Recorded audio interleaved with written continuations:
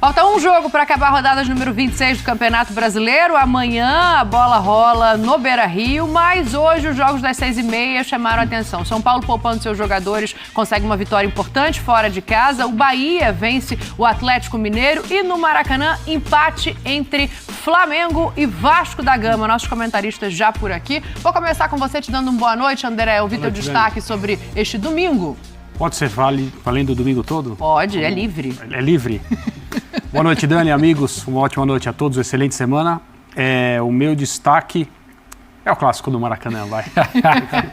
Eu perguntei se poderia expandir, mas eu não vou expandir. Eu não achei o jogo chato, nem monótono, mas também não achei que nem Vasco nem Flamengo fizeram grandes atuações. Pensando sempre naquilo que cada um pode fazer, não só potencial coletivo, mas pensando no adversário que estava diante de cada um deles hoje. O Flamengo continua no seu padrão que faz com que o público rubro-negro e as pessoas neutras que assistem os jogos concluam em conjunto que o Flamengo pode mais, o Flamengo precisa jogar mais. E o Vasco teve um grande mérito hoje de, no momento em que o jogo parecia escapar, não estou falando sobre número de finalizações, quem teve mais chance. O Flamengo faz um gol no momento do segundo tempo em que era absolutamente merecida a vitória do Flamengo se o jogo terminasse ali, mas ainda havia tempo para jogar. E o gol que o Vasco faz para empatar o jogo de hoje, não só dá ao time vascaíno um ponto importante, como um ânimo muito grande por causa do que aconteceu no primeiro turno e quem era o adversário que o Vasco enfrentava hoje, mas principalmente por ter sido um gol marcado pelo Felipe Coutinho. O gol de relevância, o primeiro gol dele nessa volta, ele não tinha vivido bons momentos ainda, e talvez para ele esse seja um ponto de mudança nesse retorno ao Brasil. Agora, a gente vai poder falar muito durante o programa a respeito do que fizeram os times e do que não fizeram também. De novo, não foi um jogo ruim, não foi um jogo chato. Mas acho que tanto o Vasco quanto o Flamengo saem do Maracanã achando que poderiam ter feito mais. É um jogo movimentado, né? Primeiro tempo talvez para um lado, final do segundo tempo para o Vasco. Prof, quero saber teu destaque. A gente vai falar aqui da lesão do Luiz Araújo no começo, do gol do Coutinho que sai do banco, mas quero te ouvir, prof. Dani, boa noite, companheiros. Eu acho que o destaque tem nome e sobrenome, né? Felipe Coutinho. Daqui a 10, 15, 20 anos haverá pais vascaínos, tios vascaínos, contando que eles estavam no dia em que Felipe Coutinho, depois de voltar ao Vasco, contundido, até em cima de todas as brincadeiras dos rivais, sai do banco e consegue para o Vasco um resultado que parecia, se não impossível, muito difícil àquela altura, pelo que os dois times tinham rendido, né? Eu concordo com o André, eles não renderam o máximo, nenhum nem outro, mas se alguém empatou com alguém hoje, foi o Vasco com o Flamengo, o famoso sabor de vitória. Do lado rubro-negro... 1-1 para o Vasco. Né? 1-1 para o Vasco. E do lado rubro-negro, o fator que agrava, que é a questão do Flamengo ter pretensões ao título brasileiro. Pode pagar muito caro por isso, com o Palmeiras no retrovisor, com o Botafogo na liderança, com o Fortaleza ainda muito bem nesse campeonato. Não são pontos que se desprezam. A gente entende toda a mística, toda a questão do clássico, tudo que envolve e que transcende mesmo, mas é um empate imperdoável do ponto de vista rubro-negro e sensacional do ponto de vista vascaíno. O Vasco continua invicto desde o final de julho na mão deste mágico que se chama Rafael Paiva. Boa, prof. A gente vai debater aqui também essa questão do título, né? O Palmeiras cola no retrovisor do Botafogo, aproveita o Fortaleza, que não fez sua parte, ficou com 49 pontos. O Flamengo está a 8, mas quero ouvir os destaques ainda do Breiler Pires, do Pedro Ivo Almeida. Com você, Breiler. Boa noite, Dani. Boa noite, companheiros, fãs de esportes.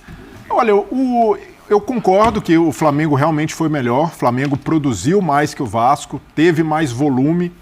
E é um jogo de 17 finalizações do Flamengo, bola na trave com o Bruno Henrique, bola no travessão do Léo Ortiz, Flamengo criando muito, desperdiçando, mas o Vasco o tempo inteiro vivo de alguma maneira no jogo. E o Paiva com as mexidas tentando consertar o que não dava certo. E o prof falou que ele é um mágico para esse time do Vasco, curiosamente é o apelido do Felipe Coutinho também, mas faltou a magia do Paiva antes. poderia ter feito antecipado as mexidas, já que o time do Vasco estava com dificuldade para engrenar, para jogar. Então, se essas mexidas tivessem acontecido antes, o Vasco poderia ter até tentado uma melhor sorte no jogo, porque faltava justamente a velocidade do time, a dinâmica que teve no contra-ataque, em que sai o gol do Felipe Coutinho, e por mais que o time possa ter deixado ali o torcedor apreensivo no primeiro tempo, mais uma vez com essa necessidade de melhorar no segundo que não jogou no primeiro, e também ter sido inferior ao seu rival, mas por outro lado, se a gente analisa o contexto, no mesmo campeonato o Vasco sofreu sua maior goleada para esse mesmo adversário na história do confronto, numa crise terrível, e hoje se vê na parte de cima da tabela, com uma distância muito confortável da zona de rebaixamento, podendo focar no objetivo da Copa do Brasil, e o principal, num jogo em que o empate é um banho de autoestima para o torcedor vascaíno, por arrancar esse resultado, e principalmente pelo Felipe Coutinho ter jogado 20 minutos e marcado um gol, porque havia ali... Ele jogou apenas 4 partidas, ficou mais de um mês fora e volta marcando um gol de empate, um gol que dá um ponto importante para o Vasco nesse cenário todo. Então hoje sim, o torcedor vascaíno pode dizer que o Coutinho voltou e que o time está resistindo, o time está brigando e querendo demais nessa temporada sob o comando do Paiva. É mais de 63 mil pessoas no Maracanã. Se você perguntar aos torcedores que saíram dali, provavelmente os torcedores do Vasco, apesar do volume final de jogo, estão mais satisfeitos do que os do Flamengo, né, Pedro? Tudo bem? Tudo bem, Dani. Achei que Dani não ia deixar eu falar, mas um beijo especial para você. Não, claro. Eu estava ansioso por esse momento. Achei que ela tentou. Você não percebeu a ordem da dinâmica. Eu tentei, claramente ela tentou não entendi. Tinha que ser o primeiro, mas era isso? É uma linha de passe especial com você, Daniela, professor Breilha, André, agora falando sério.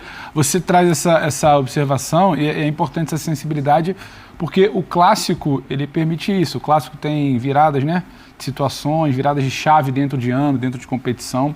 E um clássico é um clássico onde um time jogou mal, o Vasco jogou mal, o Vasco teve um primeiro tempo, sabe, de em algum momento torcer para acabar o primeiro tempo e comemorar que não levou gol. O Vasco teve dificuldade no segundo tempo, o Vasco não se encontrava em campo e a torcida sai feliz, a verdade é essa.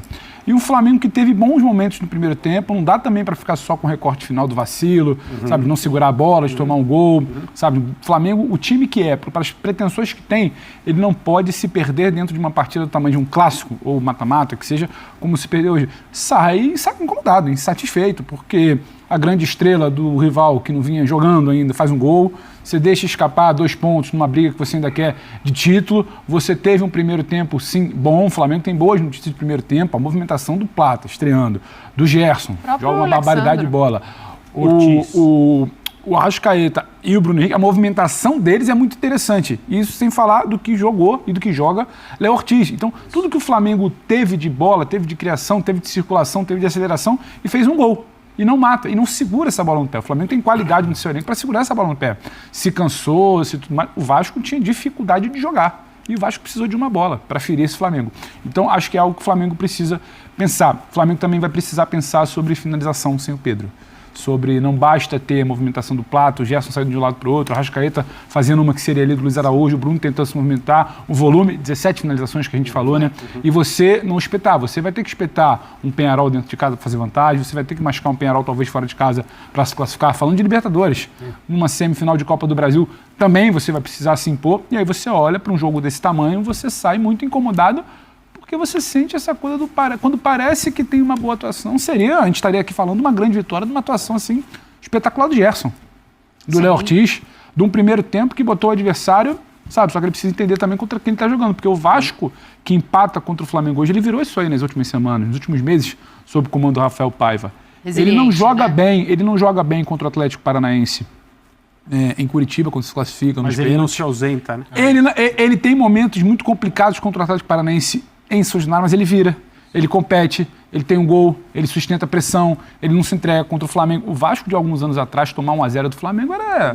Você podia trocar de canal, você podia fazer outra coisa, porque ou o Flamengo ia sustentar com muita tranquilidade, ou o Vasco ia tomar mais. E hoje não. Então o Flamengo também tem que saber quem é que está do outro lado.